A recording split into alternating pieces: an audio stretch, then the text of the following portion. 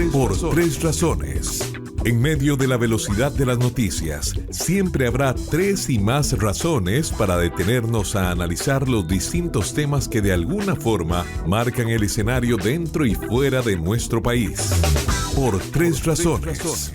Conduce Evelyn Fashler, una producción de Noticias Colombia. Colombia.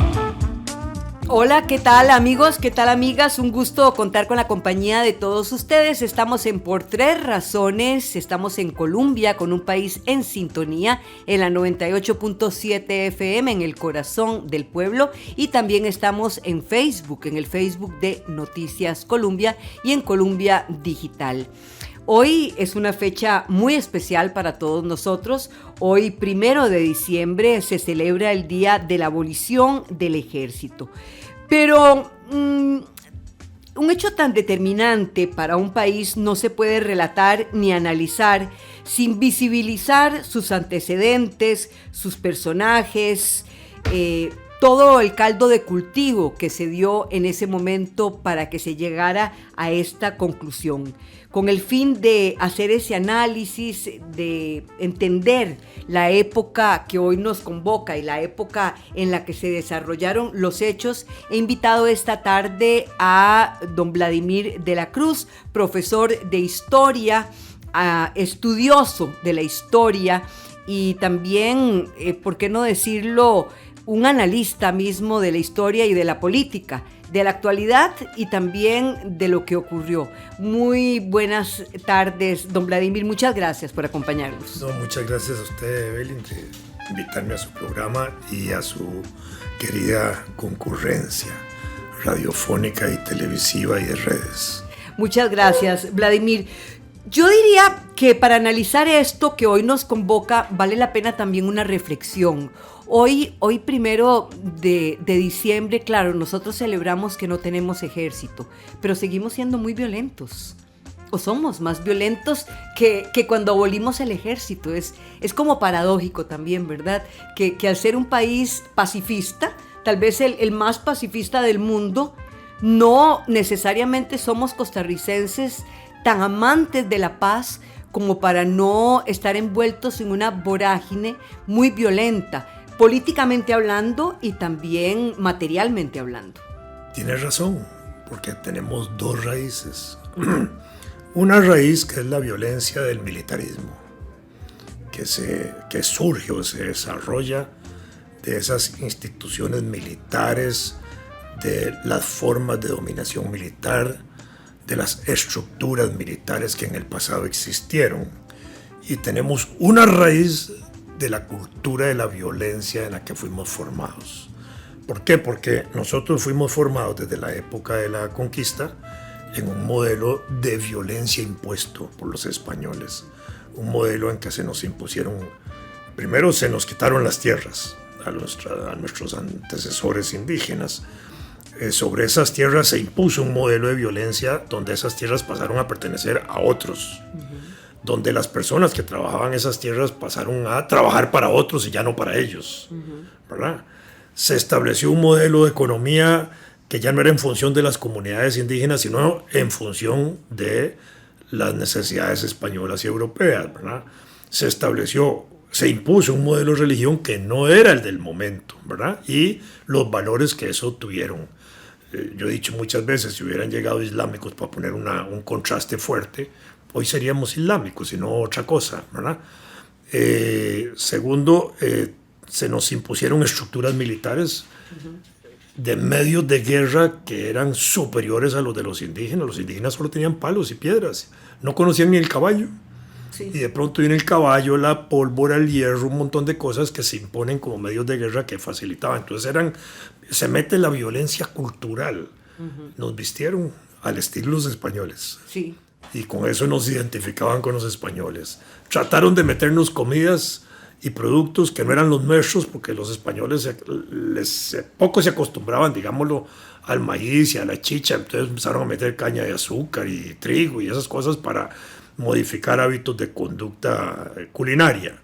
Y así empezaron nos metieron el español, en una época violentando, digamos, el uso de las lenguas vernáculas, hasta que aquel Garcilaso de la Vega en el Perú empezó a rescatar las lenguas indígenas y la cultura indígena y ese tipo de cosas. Pero mientras tanto, había una violencia impuesta de esa naturaleza y las relaciones sociales se establecieron de una manera violenta. Por supuesto, frente a la autoridad, sumisión, vasallaje, que era lo que existía, vasallaje y siervos frente al gobernante rey, ¿verdad? Cuando viene la independencia, somos republicanos y somos ciudadanos, ¿verdad? Y empezamos a desarrollar derechos y libertades, y se abole la esclavitud, y se abole la servidumbre, y se abole el vasallaje, y se prohíben los títulos nobiliarios, entre ellos la partícula don, de origen noble.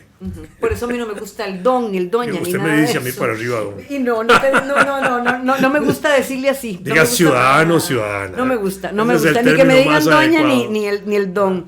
Y después se impone una cultura machista culturalmente durante muchísimas décadas que sigue funcionando. Y un concepto de autoridad paternal sobre niños que sigue funcionando.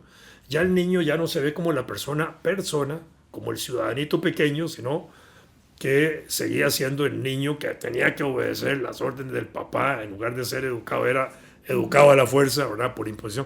Entonces se va desarrollando una cultura de violencia frente a esas otras estructuras que seguían funcionando, las políticas, como el Estado y la República, las militares que surgieron también, aunque en Costa Rica eso es importante, desde el primer gobierno, desde el primer jefe de Estado, Juan Mora Fernández, se empezaron a establecer controles sobre los militares. Ahora podemos decir algo de eso. Es interesante eso. Pero sí empiezan, digamos, a desarrollarse modelos de violencia que operan culturalmente aparte de los modelos de violencia militar. Por eso es que es válido eso que usted dice, hemos eliminado el ejército, pero no hemos eliminado las formas de relación social violenta que tenemos hoy todavía en las familias, en los amigos, en la sociedad en general, claro. Ahora, eliminamos el ejército también y sobre eso me gustaría también un poco desarrollar este tema por vocación realmente, como lo hemos querido reflejar, por necesidad, porque no había de otra, ¿verdad? Habría que ver también la coyuntura y para eso me voy a trasladar un poco a 1940, cuando llega al poder este personaje que se llama el doctor Rafael Ángel Calderón Guardia, en medio de una ola de gran popularidad. Pero esa popularidad fue descendiendo también por la coyuntura mundial. En 2 años descendió. Pero cuando inauguró el Estadio Nacional en 1941 lo silbaron. Por eso, por la coyuntura mundial. Permítame, eso que usted dijo introductoriamente a esa intervención ya me pareció muy valioso, porque ¿qué fue uno de los factores que pudo haber influido en un control primero del aparato militar? Porque se desarrolló aparato militar hasta 1948, pero sí hubo un control. Y ese control, me parece a mí, en esa fineza con que usted lo preguntó, que obedeció a la forma como empezó a gobernarse Costa Rica.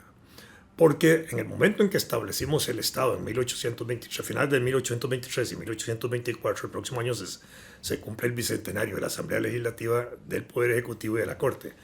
Entonces, vaya, qué deslucidas están los tres, ¿eh?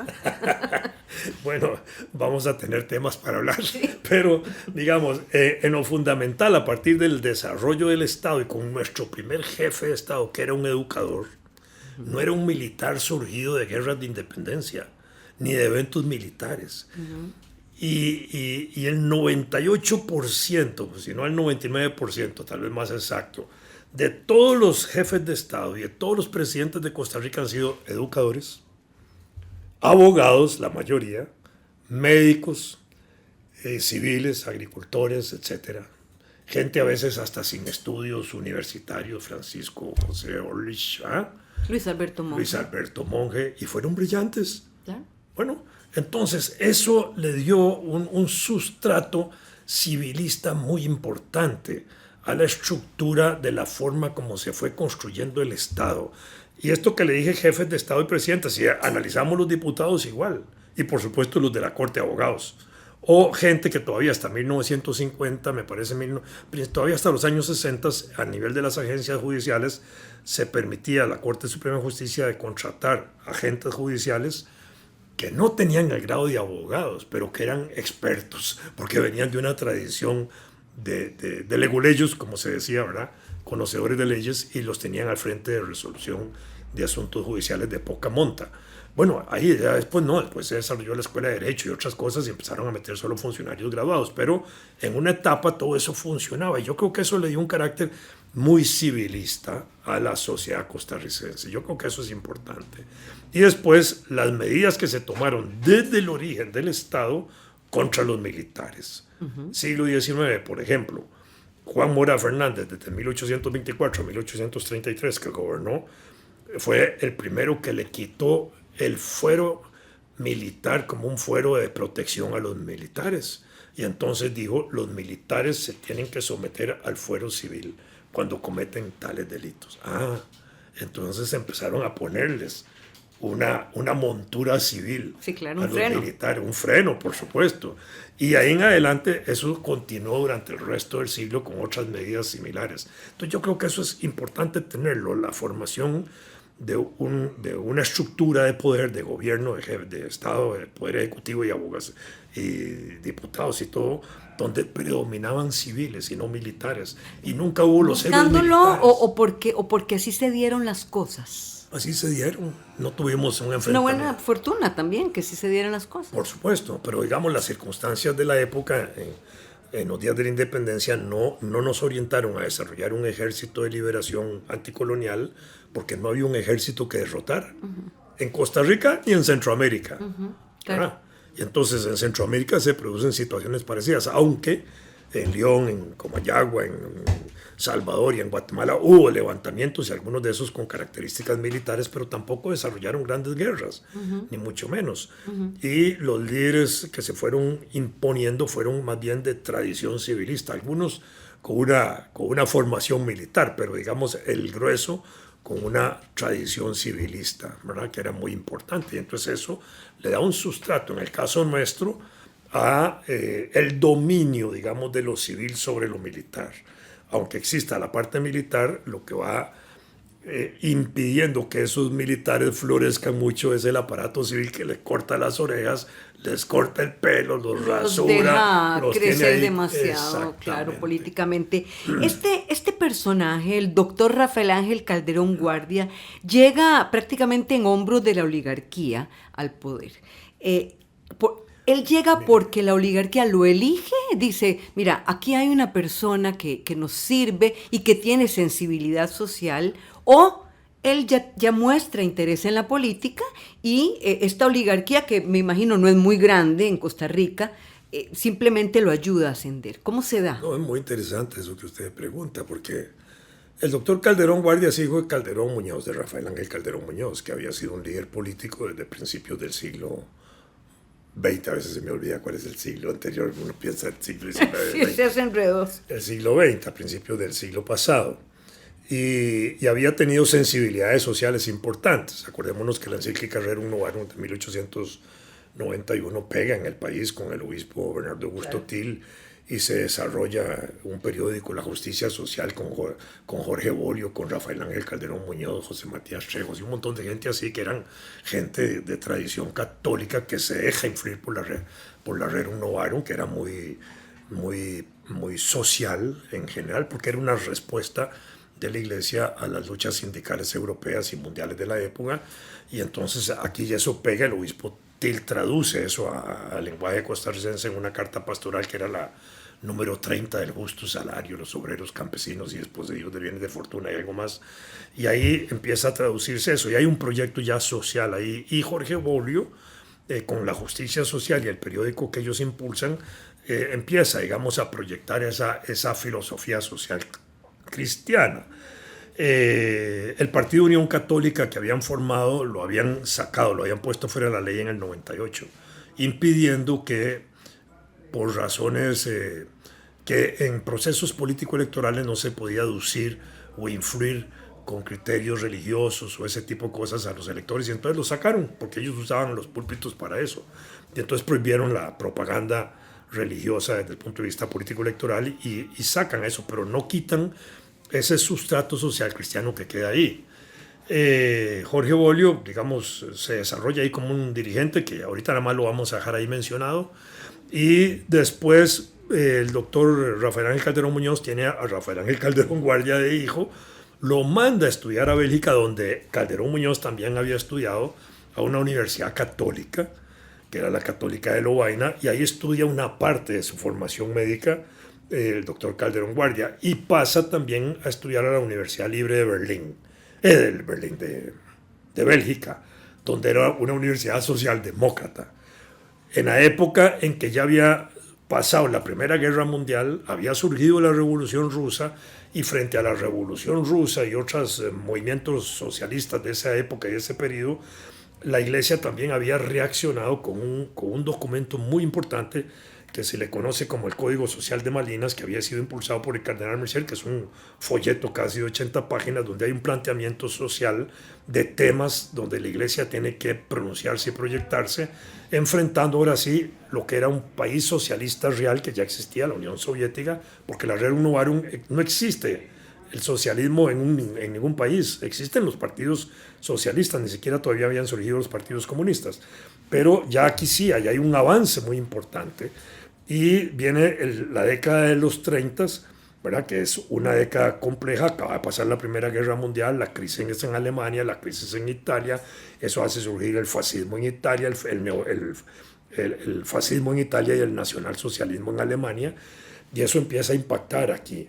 Y Calderón Guardia viene metido en ese lío político ideológico europeo, formado en una universidad católica, formado en una universidad socialdemócrata, en medio del ascenso del nazifascismo en Italia y en Alemania, ¿verdad?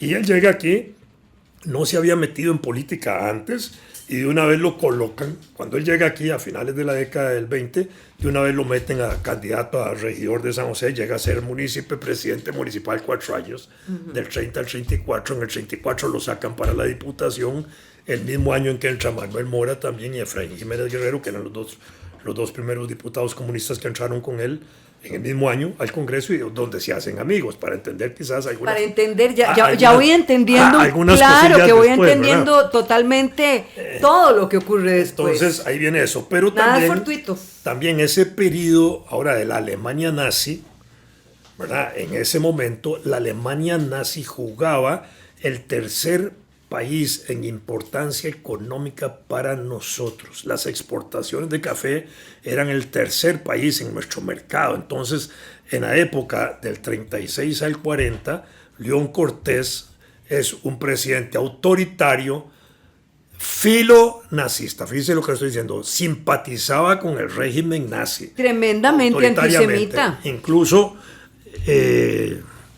un investigador norteamericano, Teodoro Kretman, que hizo un análisis muy interesante del gobierno de León Cortés y de Calderón Guardia, dice que León Cortés tenía, como tener a la Virgencita de los Ángeles en el escritorio de la casa presidencial, una foto de Hitler. Sí, le creo, porque ya le digo, era muy antisemita. Bueno, entonces viene entonces ahora, y el Partido Comunista empieza a crecer en el 34 con diputados, y ya en el 39 tiene 3 diputados, no tenía muchos, pero eran muy importantes, y viene la elección del 39 con el avance de Hitler sobre Europa y todas las cochinadas que venía haciendo, la noche de los cristales, ya toda la reacción contra el pueblo judío y todas las cosas, y el capital alemán aquí, filo nazista o identificado con el régimen nazi, era el que mantenía a León Cortés como un brazo muy importante, de manera que cuando Calderón Guardia se impone como candidato del Partido Republicano, va con el apoyo de León Cortés,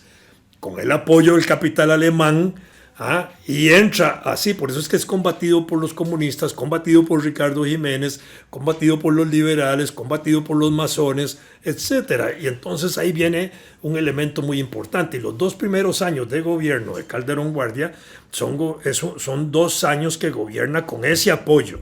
¿Qué es lo que le produce el viraje? El ataque a Pearl Harbor. porque el primer país en nuestra economía era Estados Unidos. Y entonces Roosevelt pide a todos los países, a todos los presidentes de América Latina, así está contado por la primera dama de la época, por la señora Clays, que Roosevelt llama a Calderón pidiendo apoyo ante el ataque a Pearl Harbor, y Calderón dice que sí y declara la guerra a Italia, Alemania y Japón y rompe con los alemanes. Y entonces ahí vemos que establece una alianza con la Iglesia Católica, el Partido Comunista, y aplica una serie de medidas que mejoraron las condiciones de los trabajadores costarricenses, promulga, entre otros, el Código de Trabajo, las garantías sociales, funda la Caja Costarricense del Seguro Social, la Universidad de Costa Rica, es decir... 80 años estamos celebrando esas cosas. Imagínense. Este año. Permíteme una pausa comercial. Hablo con Vladimir de la Cruz, historiador, acerca de lo que estamos hoy celebrando y cómo es que llegamos a celebrar la abolición del ejército. Llegó la hora de una pausa. Esto es Por Tres Razones. Ya volvemos. Seguimos por Tres Razones. En Colombia. Por Tres Razones. Colombia. Con un país en sintonía, converso con el historiador Vladimir de la Cruz acerca de la abolición del ejército, fecha que hoy se celebra, de sus antecedentes, de los personajes que tuvieron que ver con esta decisión que, como dijimos al principio, queremos ver si fue por azar, conveniencia, decisión, vocación. Y hablábamos, Vladimir, del momento en el cual Rafael Ángel Calderón Guardia, el doctor Rafael Ángel Calderón Guardia, da ese viraje y bueno, en alianza con la Iglesia Católica, el Partido Comunista Costarricense, aplica una serie de medidas que no solo mejoraron las condiciones de los trabajadores costarricenses, sino que hace que nuestro país tenga uno de los mejores índices de desarrollo humano que hoy todavía disfruta. Pero la época era difícil y en el contexto de la Segunda Guerra Mundial, esta popularidad decayó. Efectivamente, Calderón, a pesar de los logros. No, Calderón Guardia gana las elecciones con el 88% de apoyo electoral, un 11% del Partido Comunista y un 1%, digo números redondos, el Partido Confraternidad Guanacasteca, de manera que también a partir del 40 el Partido Comunista, aunque tuviera solo 3 diputados en ese momento, era una fuerza política frente al calderonismo en la Asamblea Legislativa. Pero esa crisis de la guerra, porque al final la crisis de la guerra, de la Segunda Guerra Mundial, impide que sigamos vendiendo café. Los soldados no toman café en el frente. Entonces se cae la exportación de café para Europa, para Alemania, para todo lado. Sí. Y nuestra economía dependía mucho de Estados Unidos. El Banan, ¿verdad? La United Fruit Company, los Goodyear, que estaba por aquellos años, los contratos, que eran los contratos huleros. Habían la Pan American Airways, que se había metido con un trabajo monopólico desde 1927, y habían una serie de grandes monopolios que operaban en Costa Rica, norteamericanos, y todo nuestro mercado se orientaba en primer lugar ahora sí a los Estados Unidos, de manera que cuando cae el mercado alemán, Estados Unidos se convierte en la salvación en ese momento, ¿verdad? Y el gobierno de Calderón Guardia, cuando gira de estar apoyado por los alemanes nacionales y por el gobierno y por el cortesismo, y se declara la guerra, queda huérfano político. En ese momento hay incluso un intento de golpe de Estado contra él que se fragua dichosamente y se establece esa alianza entre la Iglesia y los comunistas y el gobierno Calderón Guardia por la segunda parte de su gobierno, por el año 43 y 44. Y ahí es donde arranca eso, porque viene todo el proyecto ese de las garantías sociales y código de trabajo que se empieza a manejar desde el año 42 y que se aprueba en el año 43. Y eso le da el viraje a Calderón Guardia, ¿verdad? Y rompe con el cortesismo. Por eso es que León Cortés vuelve a intentar ser presidente en el 44, que lo derrota Teodoro Picado, que era el candidato calderonista, ¿verdad? Y muere León Cortés en el 46 y la dirección política de la oposición al gobierno de Teodoro Picado y al calderonismo como corriente la asume en una disputa Otilio Ulate frente a don Pepe Figueres. Don Pepe, ¿de dónde había salido don Pepe? Esa es la pregunta. ¿De dónde sale don Pepe, que me decías, un empresario catalán que está en lo suyo? Don Pepe casi no nace en Costa Rica, nació en el barco Casi nació en el barco que lo traía a Costa Rica en vientre. Nació cuando vino el doctor Mariano Figueres a Costa Rica con su señora. Un tiempito después de que estaba aquí nació, es decir, pudo haber nacido en otra parte. Pero bueno, nació costarricense. Se desarrolló ahí, digamos, igual que el doctor Calderón Guardia, debajo del alero de su padre, debajo del doctor Mariano, ¿verdad? El don Mariano al final le da la oportunidad a don Pepe para que vaya a estudiar a Estados Unidos, igual que a Rafael Ángel en la década del 20, tienen una diferencia de edades poca, y sale a los Estados Unidos don Pepe a estudiar. No saca título alguno, pero se dedica con una gran disciplina a leer y a estudiar por él mismo, ¿verdad? Un autodidacta, varios años ahí estudiando y aprendiendo la lengua inglesa, que la manejaba perfecto, hasta que el doctor Mariano Jiménez le dice, mire, ahí no terminó, véngase aquí a trabajar. Y se lo traen a trabajar aquí, y él se mete en los proyectos de la lucha, eso, donde verdaderamente hace maravillas, digamos, desde el punto de vista empresarial. Yo creo que, permítame hacer un anuncio, en la lucha ahí, que era la habitación de don Pepe, hay un museo. Sí. Ese Museo Figueres es una riqueza, digamos, irlo a conocer y ver, porque demuestra ese Pepe Figueres que no conocemos, ese Pepe Figueres empresario, que hacía máquinas y que hacía un montón de cosas para poner a trabajar la producción. Ahí empieza a producir cabuya y otras cosas que las comerciaba Alemania. Entonces había una simpatía con el gobierno de León Cortés. No voy a decir que con los alemanes, con el gobierno de León Cortés. De manera que cuando el gobierno de Calderón Guardia empieza a tomar medidas, ahora sí, contra el sector alemán nacional y contra el cortesismo, se siente afectado. Sí, claro. Y empieza a defender a ese grupo de capitalistas costarricenses de origen alemán, y frente a una situación compleja que había, por presión de la Embajada de Estados Unidos, porque así está reconocido, Calderón Guardia saca a Figueres del país, en una época en que se podía hacer el extrañamiento, sacar del país. ¿Eso sería en qué año? En el año 40, ¿qué fue? En el año 41, 42, por ahí. Y lo sacan, él termina pasa por El Salvador, pasa por Guatemala, llega a El Salvador en avión y hace un recorrido desde El Salvador hasta México por tierra que lo impacta extraordinariamente sobre las condiciones feudales que había en el campo en esas regiones. Y es donde se sensibiliza un poco eso, y llega a México, y en México se encuentra un montón de patriotas, digámoslo de esa forma, centroamericanos que luchaban contra las dictaduras que habían en esa época en Centroamérica. La de Tiburcio Carías en Honduras, la de Maximiliano Hernández Martínez en El Salvador, la de Jorge Ubico en Guatemala, que eran dictaduras que tenían 14, 15 años de estar ahí instaladas, y ellos estaban luchando por restituir democracias. Y Figueres, en ese momento, está siendo expulsado por este otro tipo de razones, pero en el año 44 las elecciones de Teodoro Picado se acusan de fraudulentas porque se quema una papelería electoral.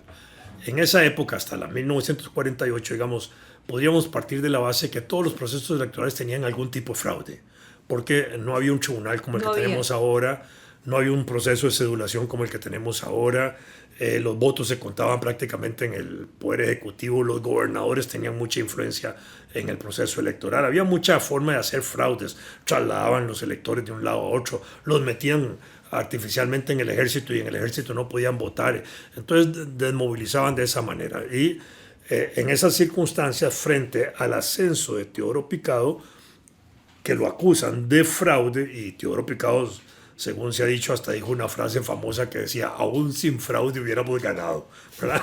Con lo cual era no solo cínico, además. Aún sin fraude quiere decir que, o sea, que algo hicieron. Pero, y uno de los hombres más cultos que ha llegado a la presidencia de la República, digamos, don Teodoro, aparte de todo eso, era... Teodoro Picado Michalski. De origen polaco, la madre, Sí. médico, una mujer muy importante que llegó aquí a Costa Rica a principios de siglo. Entonces, Teodoro surge en unas condiciones muy particulares, con una oposición muy fuerte, que era la del cortesismo, que todavía estaba vivo, todavía León Cortés había sido León Cortés se muere en el 46, en el 45 regresa...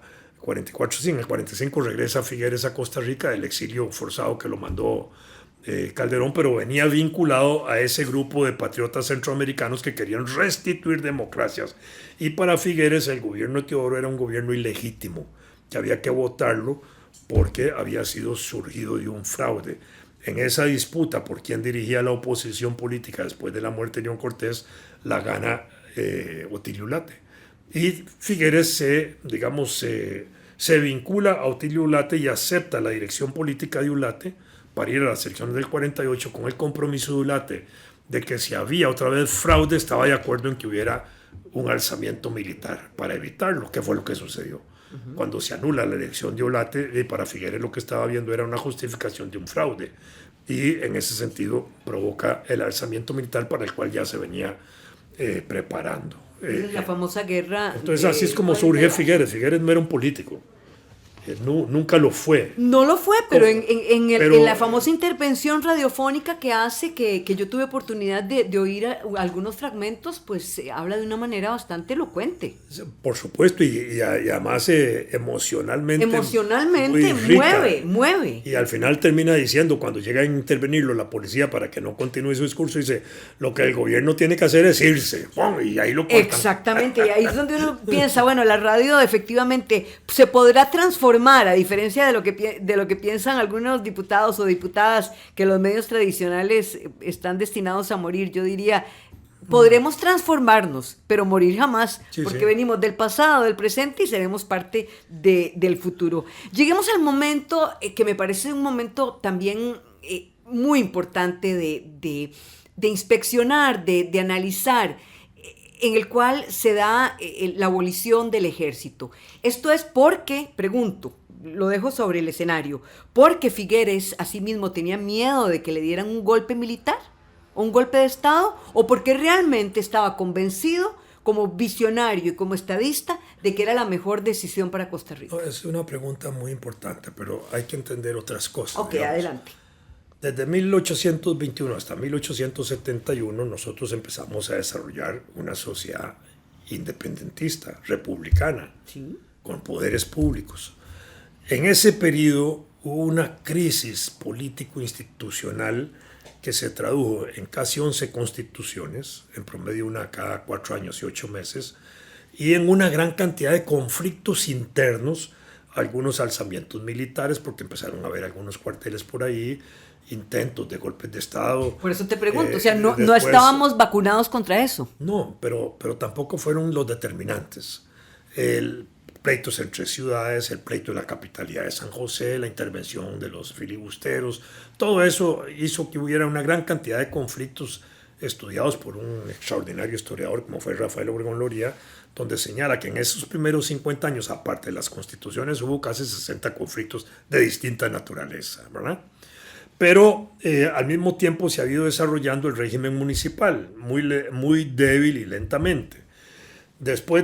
A partir de 1849, para decirlo así, cuando asume Juan Rafael Mora Porras, el héroe de la guerra del 56, hasta hoy, prácticamente cada 4 años cambiaban los gobiernos. Había una estabilidad política. Por supuesto que está el golpe de Estado contra Juan Rafael Mora en el año 59, y por ahí está el golpe de Estado de Tomás Guardia, por ahí el golpe de Estado de Tinoco. Hay algunos eventos de esa naturaleza, pero el grueso de la estabilidad política descansaba en alternabilidad política, ¿verdad? Y esa alternabilidad política venía acompañada de un control que se venía haciendo finamente sobre los militares. Por ejemplo, Juan Mora Fernández, nuestro primer jefe de Estado, mete una medida en la cual saca a los militares del fuero militar. Es decir, el fuero militar era un derecho militar que protegía a los militares. Y les dicen, no señores, ustedes ahora van a ser sometidos al derecho civil en todos los delitos que cometan. No los va a analizar un tribunal militar. Y ahí les mete un candado. Después viene el ejército, desarrollo del ejército con Braulio Carrillo. Se fortalece un poquito con Morazán, que está aquí. Hay que fortalecerlo para la guerra de 1856. En ese periodo de Mora incluso se había intentado desarrollar una academia militar. Para eso habían traído hasta un militar de origen polaco, Bonsalic, que después colaboró con el ejército. Dichosamente en ese momento no se desarrolló la academia, pero hubo que desarrollar un ejército. Del ejército salimos gloriosos, con héroes, con la derrota de Walker, etc. El ejército fue la fuerza importante. Pero después del ejército viene la crisis, después de la guerra del 56 viene la crisis interna de aquellos sectores que objetaban a Mora por otras razones y le dan un golpe de Estado. Y ese golpe de Estado es como el detonante para mí que va a empezar a marcar ahí sí la caída ya institucional del ejército. ¿Por qué? Porque bueno, se oculta Mora, se oculta Cañas, se ocultan los héroes del 56, pero en 1869 viene Jesús Jiménez Zamora, el presidente de la República, papá de Ricardo Jiménez Soriamuno, que establece que la educación primaria es obligatoria, gratuita y costeada por el Estado y empieza a darle plata a la educación y a bajarle el piso a los militares. Viene Tomás Guardia en el año 70, que asume el gobierno, y en el 71 con el Código Militar mete otro candado igual, siguen sometiendo a los militares, abole la pena de muerte en el 78, la inaplica, y en el 82 la abole porque lo impacta mucho la muerte del general Cañas, con quien él había combatido bajo las órdenes de él en la guerra del 56, y ahí se establece un control más grande todavía sobre los militares. Y vienen los gobiernos liberales de ese momento, de Tomás Guardia, Bernardo Soto y Próspero Fernández, que empiezan a fortalecer todo el aparato educativo. Ya Castro Madrid también lo había hecho, y lo hace entonces ahora todo este periodo liberal, empieza toda la educación secundaria, etc. Y don Mauro Fernández, que era ministro de Educación y ministro de Hacienda a la vez, permitía sacar plata de Hacienda para darle educación, pero reduciéndole plata a los militares. Y empieza la caída de los militares ahí.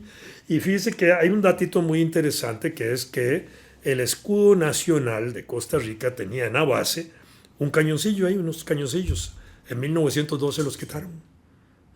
Así, sin mucho alboroto, pum, les quitaron el cañoncito al escudo, un símbolo militar. Sí, nunca lo vi con los cañoncitos. Y viene la nueva letra del himno nacional en 1903 de José María Celedón, y es un himno patriótico, pacifista en el sentido real, salvo cuando dice que en determinadas circunstancias las armas se pueden los instrumentos de trabajo se pueden transformar en armas para ir a defender el país, pero es un símbolo, es un himno pacifista en el buen sentido de la paz, y es una proclama a la paz, a la vida en la paz, al trabajo, etcétera. Y viene por ahí y el ejército empieza a caer como institución, se mantienen los cuarteles, se han mantenido los cuarteles que se han creado, etcétera. Hay controles sobre los militares, pero ya el ejército se había debilitado. Se vuelve a fortalecer en época de Federico Tinoco. Cae Tinoco y ¡bum!, le meten otro hachazo al ejército, y ahí más fuerte. Y esa debilidad del ejército se mantiene hasta la década del 40. En la década del 40 el ejército es una institución nula, para decirlo así. No juega ningún papel. En la guerra civil del 48 no juega ningún papel el ejército del Estado, el ejército del gobierno defendiendo a Calderón, ¿no? A Calderón como candidato ganador, y al gobierno de Teodoro como un gobierno que estaba a punto de caerse por la guerra. No hay un ejército ahí que cumpla una función importante. Lo derrota un grupillo de militares de Figueres que eran importantes y que sabían disparar y todo eso, pero el ejército nacional no juega ningún papel. Pero en el año 47, en esa debilidad estructural del ejército y aún sin guerra civil, dos diputados, Fernando Lara Bustamante y Fernando Bolio Sancho, proponen en ese momento eliminar el ejército como una institución del Estado costarricense, que es interesante. Eso no pasa de ahí. Eso fue una propuesta que se hace, vienen los acontecimientos electorales, viene la guerra civil, y aquella propuesta quedó ahí latente. Gana la guerra civil, digamos, se resuelve por un acuerdo político en Ochomogo y en la Embajada de México, y Figueres se impone sobre Ulate con el pacto Ulate-Figueres firmado el 1 de mayo de 1948, con el cual Figueres dice: yo asumo el gobierno por 2 años, y Ulate no le queda más que quedarse ahí esperando. Y en esos 2 años Figueres empieza a gobernar sin constitución, sin congreso, sin Corte Suprema de Justicia, porque la cambia toda por el decreto, elimina toda la corte y nombra nuevos magistrados, etc.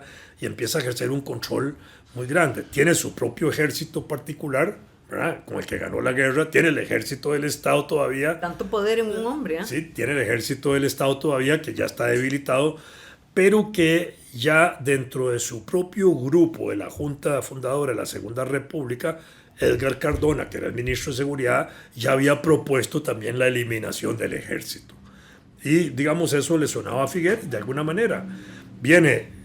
Pasa todo el año 48, Figueres se le ocurre convocar a la Asamblea Constituyente a finales del 48, y cuando se abre la sesión de la Constituyente en el 49, en el proyecto de Constitución que presenta Figueres como miembro de la Junta y presidente de la Junta a la Constituyente, ya venía el concepto de la abolición del ejército. ¿Y esa propuesta de Edgar Cardona no habrá sido para que Figueres no se haya quedado en el poder? Pregunto. En parte sí, tienes razón en esa dimensión y en otra, en la presencia de los militares extranjeros que estaban colaborando en la guerra civil, toda la Legión Caribe, que tenía mucho peso y mucha influencia y que chocaba con Frank Marshall, el Vico Stark y con todos los líderes militares de Figueres, que eran muchachos jóvenes. Tanto poder en una persona no es que esté desconfiando, pero tampoco tanta confianza es buena. Estamos de acuerdo. Confianza rompe el saco. Vamos a una pausa. Pero además estaba el grupo de los militares extranjeros que Cardona sí los objetaba. Ok. Volvemos con más de esta interesante historia de la abolición del ejército. Llegó la hora de una pausa. Esto es Por Tres Razones. Ya volvemos.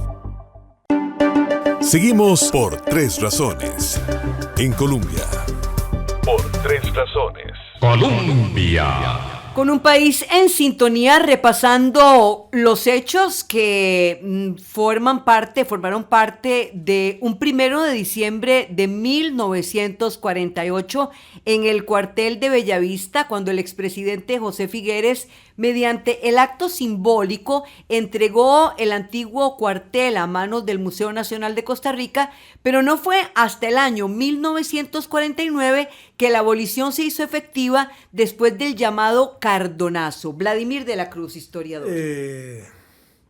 Decíamos entonces que en el 48 Cardona, dentro de la Junta de Gobierno, ya había hecho la propuesta también de la abolición del ejército, porque él veía dos cosas. Primero, el ejército existente, que quedó inexistente en la práctica, pero que estaba todavía estructurado, porque todavía en ese periodo se hacen decretos, leyes a favor del ejército, ¿verdad?, de la tesorería del ejército y otras cosas por ahí. Pero ya era una cosa como que ya estaba en proceso de disolución, digámoslo así. Y Cardona veía un peligro, digamos, desde el punto de vista militar, la existencia de la Legión Caribe, que era el grupo de combatientes de toda la región del Caribe, Nicaragua, Dominicana, Guatemala, etcétera, que vinieron a combatir aquí con Figueres, que era un grupo militar y fuerte y de expertos, que empezó a tener conflicto con los militares figueristas, que eran muchachos jóvenes, Frank Marshall, Vico Stark y otros que estaban ahí, y empezaron ahí con el mismo Cardona, ¿verdad?, donde disputaban, digamos, o tenían discusiones en torno al papel de los militares en la Junta de Gobierno, y por supuesto que estaba la pugna entre nacionales y extranjeros. Y eso condujo a que Cardona tal vez fuera la razón por la cual él propició la posibilidad de la disolución del ejército. Eso por un lado. Pero por otro lado, se acababa de aprobar el Tratado Interamericano de Asistencia Recíproca de la OEA en 1948, que Costa Rica lo suscribió, en el cual se podía constituir un ejército continental para salvar a cualquier país del continente frente a amenazas extranjeras. En esa época se creía que era la proyección del socialismo y del comunismo europeo, o de conflictos internacionales que de alguna manera pudieran alterar el país, o una circunstancia interna que mereciera, digamos, un apoyo internacional de ese tipo. Y entonces yo creo que Figueres tiene la visión correcta de que frente a situaciones como esas, ese contingente internacional, nosotros, miembros del Tratado Interamericano de Asistencia Recíproca, podíamos convocarlo y nos venían a ayudar sin necesidad de tener un ejército propio. Claro. Y, bueno, esa fue, digamos, la visión, y quizás Cardona lo pensó igual. Entonces, por ahí empieza a canalizarse eso. Cuando eso entra a la Junta de Gobierno en el año 49, ¿verdad?, el intento de golpe de Estado de Cardona está motivado en parte por eso, no para evitar la constitución del ejército, sino para protestar por algunas reformas que venía haciendo Figueres y para protestar contra la presencia de los militares extranjeros. Ya se daban roces entre ambos. Ya se empezaban esos escenarios. Ajá. Y en julio del año 49 se presentó a la Asamblea Constituyente la propuesta de la abolición del ejército como un artículo constitucional y se discute desde julio hasta octubre. Las últimas 2 discusiones fueron creo que el 25 y el 30 de octubre, por ahí. Claro, porque una de las principales... 25 y 31 de octubre creo que fueron. Pienso yo, una de las principales inquietudes debió ser, bueno, si algún país invadiese Costa Rica, ¿cómo dar por descontado que nos van a venir a ayudar?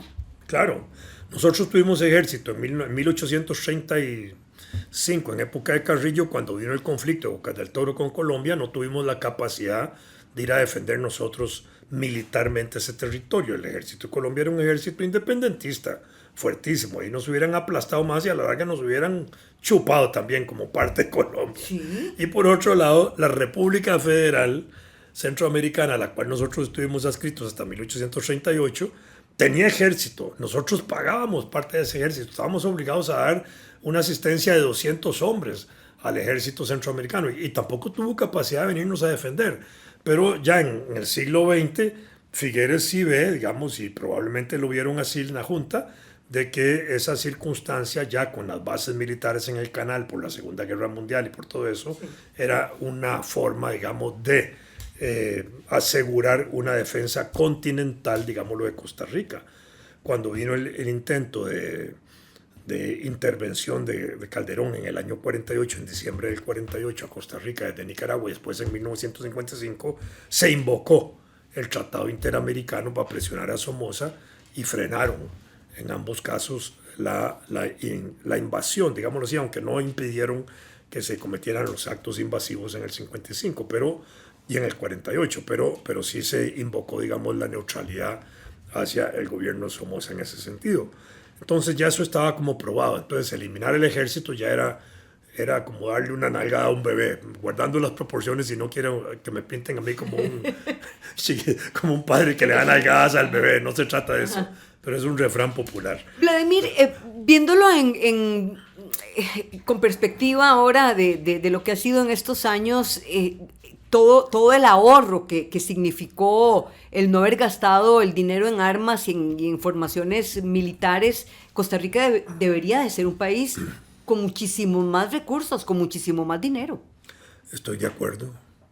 Quizás la carga emocional más importante es saber que ustedes como mujeres, nosotros como padres, no tenemos en estos 75 años de abolición del ejército ninguna carga emocional de que ningún hijo nuestro ni nieto ahora ni futura sea llamado obligatoriamente a una circunscripción militar, sea llamado obligatoriamente a formar parte de un conflicto militar, tengamos que estar inventando guerras artificialmente para poder mantener las estructuras militares y comprando armas, como sucede en América Latina, ese tipo de cosas. Eso ya no, ninguna madre va a estar llorando en Costa Rica la muerte de un niño, de un familiar, por un conflicto de esta naturaleza. Yo creo que esa es nuestra mayor riqueza en este momento.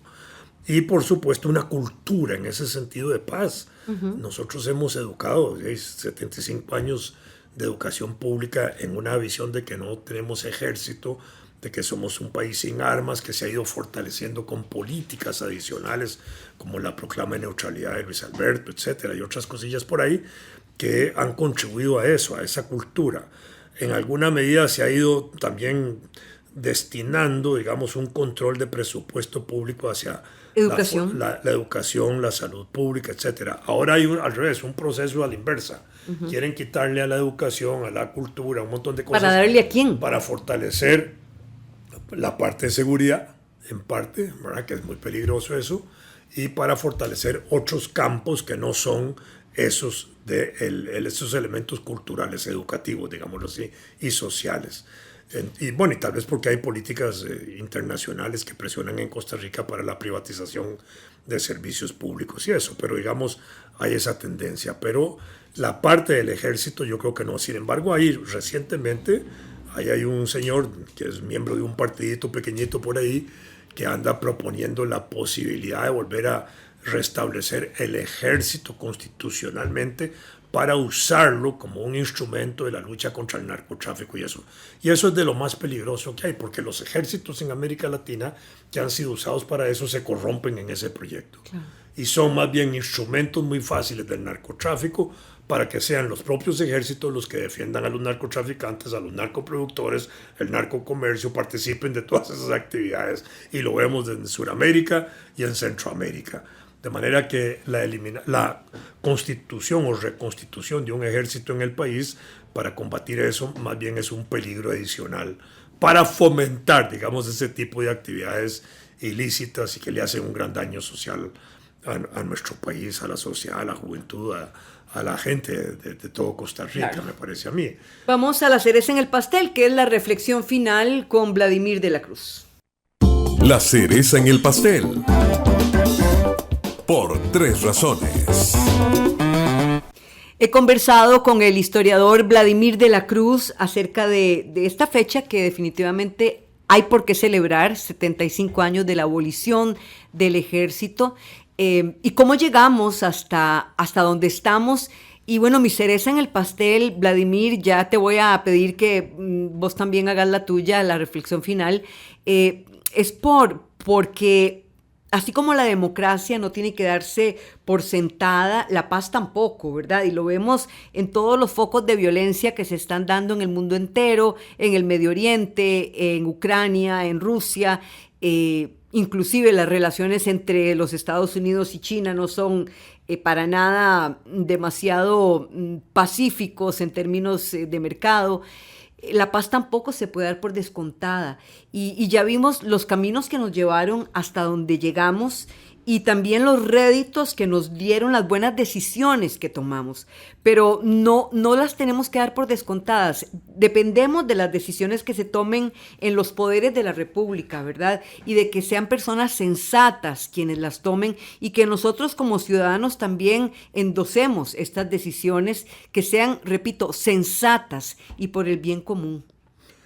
Efectivamente, Evelyn, usted al puro principio de este programa llamaba la atención sobre la violencia sin ejército que tenemos. Y esa violencia hoy puede ser reforzada con formas autoritarias de gobierno que son muy peligrosas. No tienen un uniforme militar encima, pero actúan como militares y a veces peor que si fueran militares.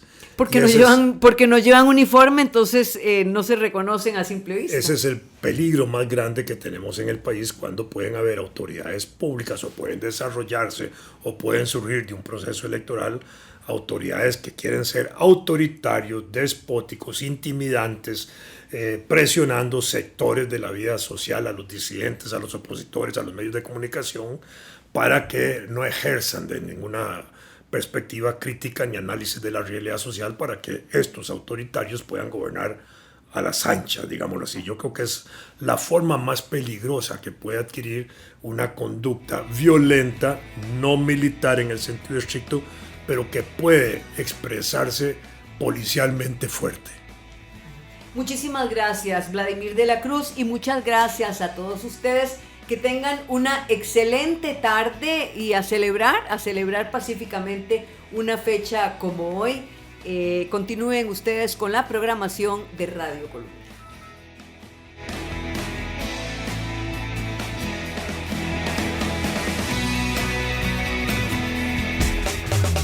Finaliza por 3 razones. Le esperamos de lunes a viernes a las 3 de la tarde para analizar los distintos temas que marcan el escenario dentro y fuera de nuestro país. Por 3 razones. Una producción de Noticias Colombia.